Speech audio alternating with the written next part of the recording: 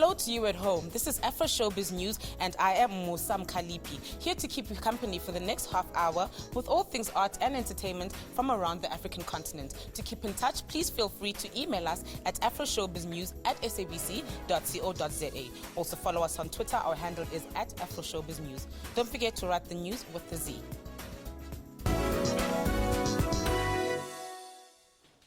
Well-known play Beauty and the Beast, which has dominated in the United States previously, is now in South Africa. This musical play is based on the classical traditional fairy tale written in the 17th century and suitable for all ages. The Banyat Theatre production this January have launched the classic fairy tale Beauty and the Beast here in South Africa.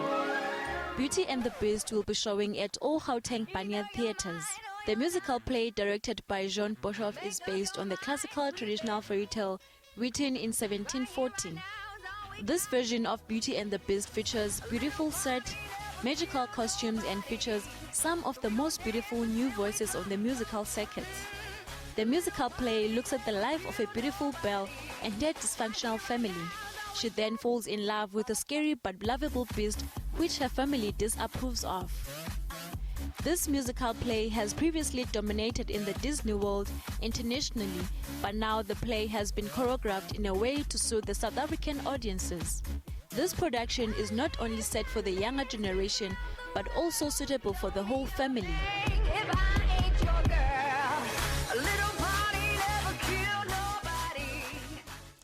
The Cape Town City Ballet has turned 80 this year. To celebrate this performance, 2 ballets will take place at the Maynardville Open Air Theatre. The Cape Town City Ballet will host ballet performances The Firebird and Les Fights from January through February. These 2 performances will take place at the Maynardville Open Air Theatre. Cape Town City Ballet is South Africa's oldest ballet company and one of the oldest in the world. Started in 1934 at the University of Cape Town Ballet Company, it became the Cape Town City Ballet Company in 1964.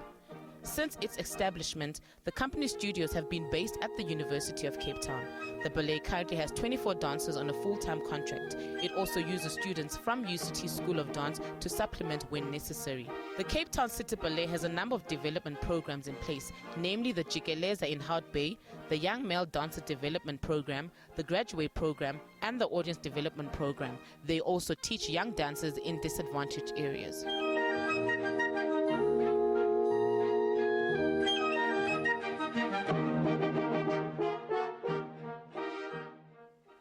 Ladysmith Black Mambazo lead singer Joseph Shabalala says he will stop touring with the band. The multiple Grammy Award-winning outfit is constantly entertaining crowds abroad. They're waiting for the evening of the 26th to find out if they bagged another Grammy.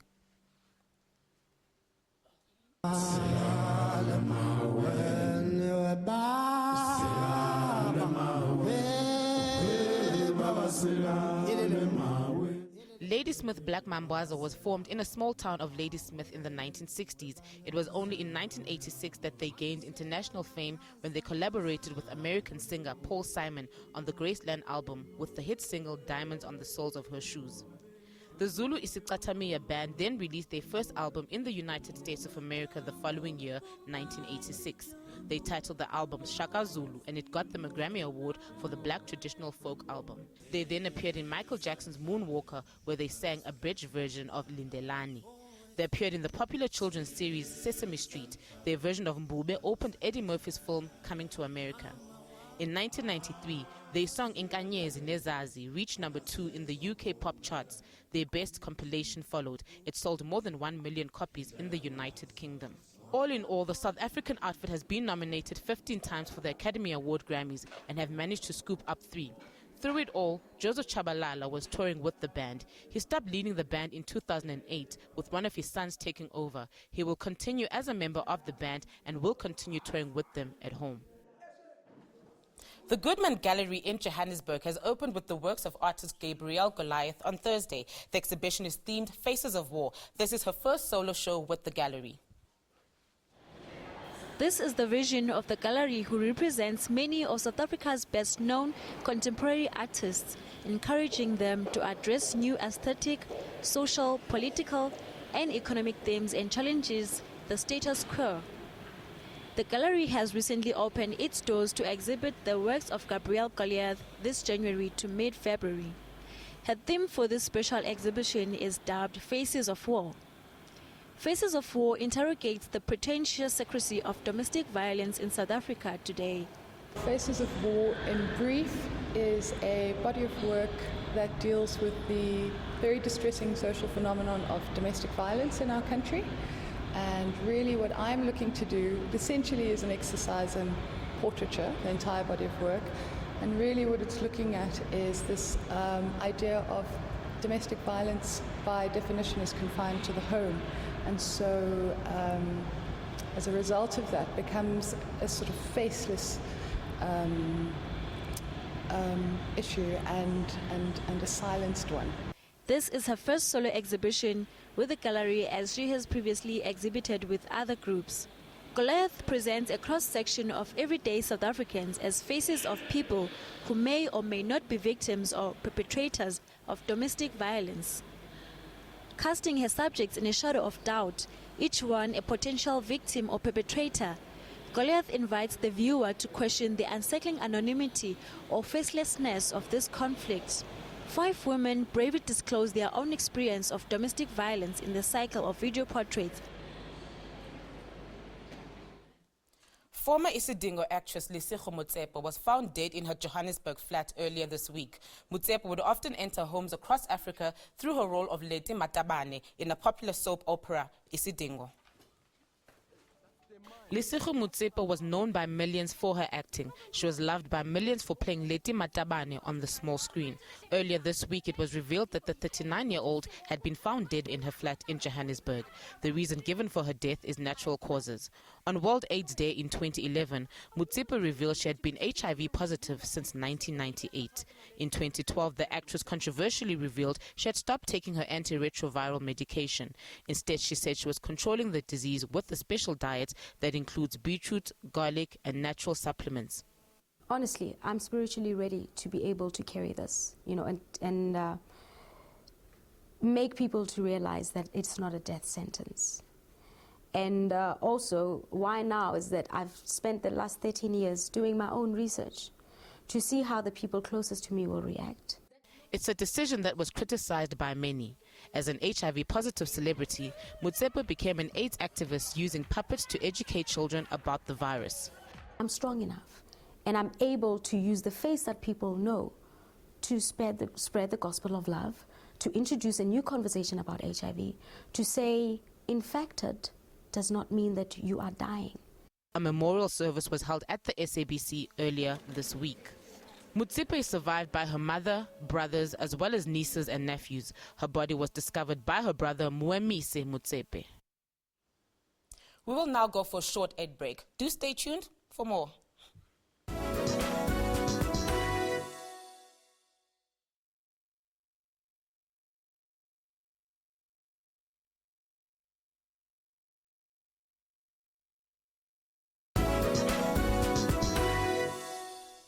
A few African countries have banned the American Oscar-nominated The Wolf of Wall Street. The Kenya Film Classification Board says the movie has too much sex, nudity, alcohol, and drug use. Excuse me? Yeah. Directed by award-winning Martin Scorsese and starring Hollywood heartthrob Leonardo DiCaprio, The Wolf of Wall Street has been one of the favorites during this awards season. On its Facebook page, the Kenya Film Classification Board says, "There is a limit to everything, and we believe the Kenyan public deserves better." Wolf of Wall Street has been restricted. The film is not for sale, exhibition, or distribution in Kenya. Violators shall be prosecuted. This is the greatest company in the world! This banning has made movie pirates happy. Wolf of Wall Street is being sold illegally on street corners of major cities in the country. Outside Africa, the film is also banned in Malaysia and Nepal, while it's lost 3 scenes in India. The film has also broken the record for the most times the F word is said in a movie.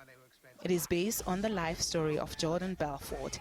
He became a wealthy stockbroker after starting his own company that was not always doing things the right way. As a result of this, he ended up in prison and then reinvented himself. Wolf of Wall Street has been showing to packed cinemas in South Africa. This is my home! Good for you, little man. Me, the little man. The show goes on! They're gonna need to send in the National Guard. Effiong is a 12-year-old gospel sensation from Kenya. His breakthrough in the music industry came in 2011 when he released Wololo Yaye.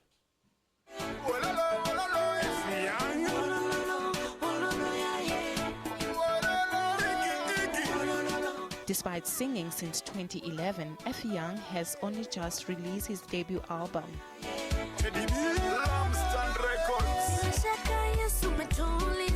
The kid singing sensation has released 8 music videos. His genre is gospel. Out of all of them, he has selected Wololo as his radio single. Effiong says he has recorded 11 songs. His single features Big Wig, Rough Tone.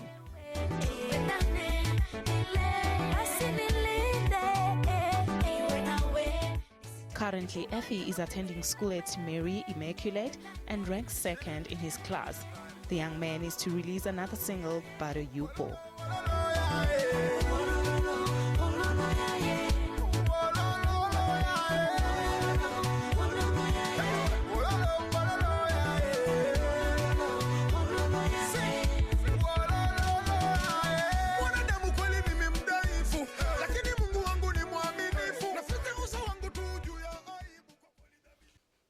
The South African National Arts Council will honor men and women who contribute towards the development of arts in the country. In doing so, the National Arts Council has called for the public to nominate prospective players from all genres supported by the council. Joining us in studio is Julie Dipufa, Arts Development Manager at NAC. Hello and welcome to AfroShowBiz News.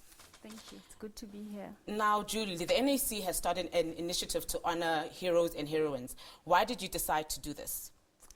Well, many of the people who have contributed to the arts are generally well known. So we want to go behind the scenes and look for women and men who are actually heroes and heroes in their own right, but are not well known. They're not in the forefront. Many of the people that know will be the artists on the stage, but whoever is behind the artist is not well known. These people have contributed a lot. They have worked selflessly to contribute to the arts in South Africa, and we really want to give them a platform to say, hey, we're bringing them to acclaim, to say they've done so much in the arts, they deserve to be known. Now, Julie, what is the criteria that you are using to actually select these nominations? Okay, because the nomination phase is still the initial phase, we'll actually be looking at the body of work that they have done, the legacy that they have left. They should obviously have been working in the arts and contributed to the arts. Now, Julie, for upcoming and established artists, why do you think such recognition is important for them?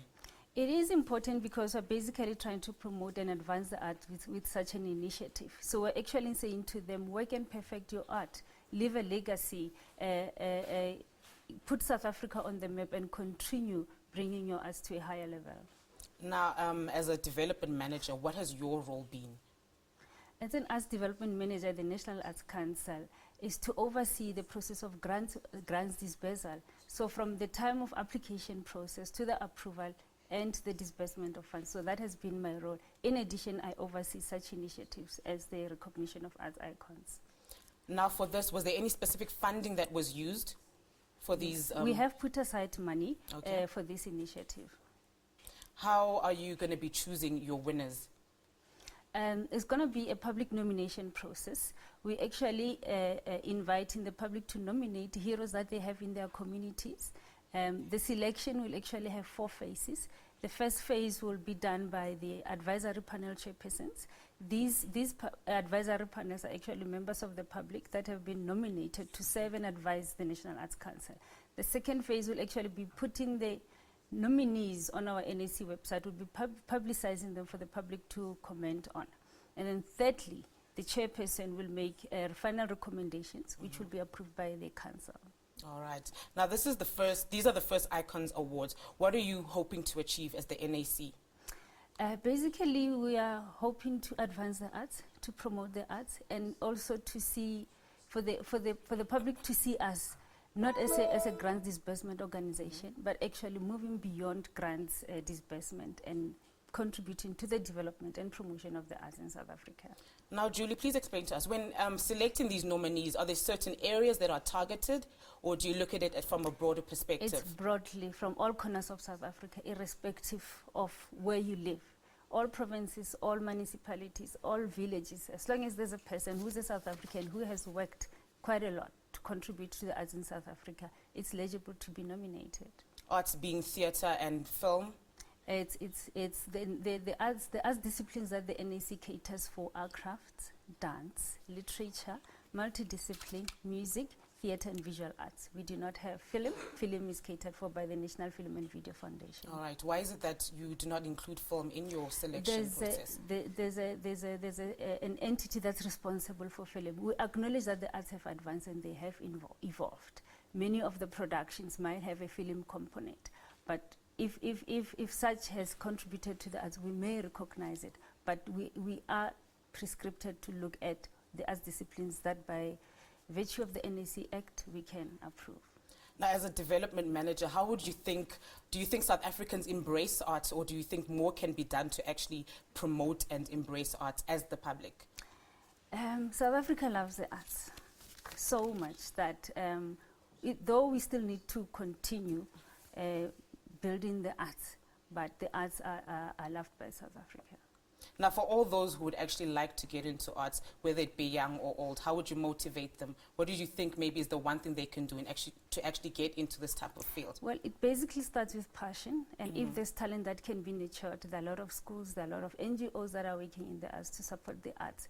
They can just continue working, grow their craft, and contribute to South Africa, to job creation, to the economy, and build the cultural industries. All right. Now, Julie, as the NAC, apart from these awards, are there any other maybe projects that you guys are involved in, and could you maybe please take us through those? There are a few that we're involved with. We have one that's still forthcoming, wherein we're going to be training crafters with innovation, with new designs, because we really want them to, the products to access the markets. Currently, there's one project that is at the PE Opera House. It's a showcasing of script development project that we had, where we had 4 young writers going through a training and a mentorship program. So from then they developed the scripts, and 2 of those scripts were selected to be showcased at the PE Opera House. All right, well, Julie, that is where we'll have to wrap it up, but thank you so much for joining us. It's a pleasure. 45 African fashion designers from Africa will get to showcase their work in a new book. The book is being put together by Brett Jacqueline Shaw. The countries she selected range from Ghana, Kenya, all the way to the south of the continent, Namibia and South Africa. These clothes, handbags and accessories were designed right here in Africa. They are part of the collections that are found in Jacqueline Shaw's new book, Fashion Africa. Shaw, also a fashion designer, put the book together after her very successful blog, African Fashion Guide. In recent years, the fashion world has seen an outbreak of new collections inspired by Africa's vibrant colors, patterns and textures such as these ones from Louis Vuitton. As Africa becomes an inspiration for international brands, some labels are choosing to move their entire production to Africa, as we have heard of European clothing retailer H&M recently. Fashion Africa will have about 200 photographs and interviews from different designers. They speak about the challenges they face in producing on the continent, including the inability to get good machinery. One issue that bothers them is that Africa grows about 12% of the world's cotton, but the continent exports 95% of it, as there are no factories and mills that can process it. The products are sold both in the international market and also in Africa. Shaw has worked for Puma, Russell Athletic, Ocean Pacific, Fila, Chili Pepper and Babylon Princess C. The book will be launched by Jacaranda Books on February the 6th.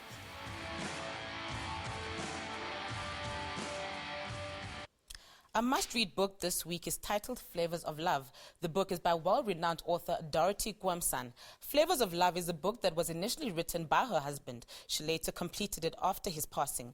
The book's main character is Saffron, a woman on the verge of a meltdown. It has been 18 months since her husband was murdered, and she and her daughter decided to keep the murderer's identity a secret for some unknown reason.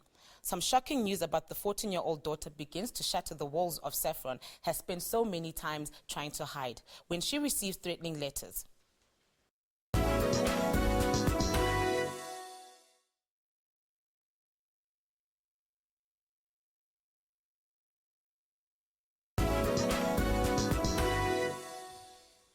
African Metropolis short film is to premiere in Rotterdam, Netherlands tonight and later proceed in Santa Barbara in the United States of America on the 6th of February till the 8th of February 2014. African Metropolis premieres in Europe tonight at the renowned International Film Festival, Rotterdam. On top of that, the short film program revisit North America in February and for the US premiere at the Santa Barbara International Film Festival in California. The compilation of 6 short fiction films set in 6 major African cities tells urban tales about life in Africa metropolises. The African Metropolis Short Film Project is an initiative of the Goethe Institute South Africa and South African executive producer Steven Markovits, with support of Guarantee Trust Bank and the Hubert Bowles Fund of International Film Festival Rotterdam. With short films set in Lagos, Abidjan, Dakar, Johannesburg, Cairo, and Nairobi, the filmmakers' work shows the face of a modern and cosmopolitan Africa and the challenges, long-standing cliches about the continent. African Museum, the African Diaspora, is hosting an exhibition and a film series in San Francisco in the USA. The exhibition is currently taking place and it ends on the 13th of April 2014. African and Black diasporas in dialogue focuses on the Black liberation movement and its impact on the arts, culture, and politics across the world. It's on display at the Museum of African Diaspora. There are several pieces connected to Nelson Mandela that are included in the exhibition and to honor his recent passing. Black solidarity and the fight for equal rights internationally is the focus of this show, which contains more than 100 items. These pieces range from paintings, photos, sculptures to posters, buttons, and newspapers. Artists throughout the United States, Africa, and the Caribbean created the works in this exhibition. Cross Currents is a collection of fine art, documentary, and artistic photographs and material ephemera, exploring the influence of Black liberation movements on music, art, poetry, and drama. The exhibition also includes a special film series to deepen the visitors' appreciation of the collection. Several of the films were created during the 1960s to the 1980s, and some are recent productions that take a reflective look back at the time. We have now come to the end of our show. Do catch the repeat every Sunday at 2 a.m. and again at 1:30 p.m. It's been good. I am Musam Kalipi. Thank you and good night.